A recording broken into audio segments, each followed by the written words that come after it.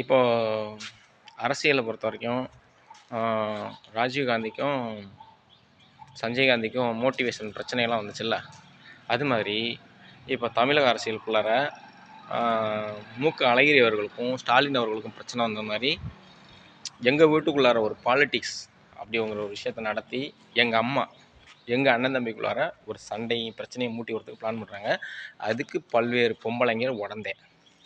சோழகம்பட்டி பொம்பளைங்க, அண்டகுளத்து பொம்பளைங்க, குருமுண்டிக்குள்ளார இருக்கிற பொம்பளைங்க, இன்னும் நிறைய பொம்பளைங்க உடந்தையாக இருந்துக்கிட்டு அண்ணன் தம்பி சண்டை சச்சரவுகளை மூட்டி விட்டு மோட்டிவேஷன் உண்டு பண்ணி அதில் வந்து எச்ச பொறிக்க வேலையெல்லாம் பார்த்துக்கிட்டு இருக்காங்க.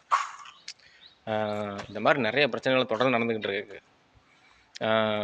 இந்த மாதிரி நேற்று கூட நான் ரம்யாவோட ஃபோட்டோவை டிஸ்பிளேல வச்சுருக்கேன். தூங்கி எழுந்திரிச்சு பார்க்குறேன், அந்த ஃபோன் மேலே மண்ணள்ளி போட்டு கிடக்கு.